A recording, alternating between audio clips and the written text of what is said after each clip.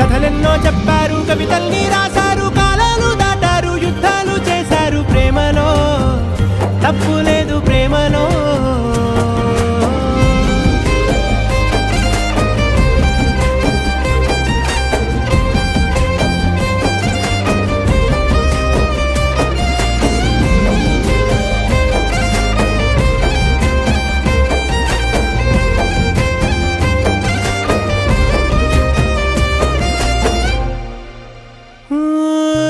ఎంతుంటే ఏంటంట దూరాలు, రెక్కల్లా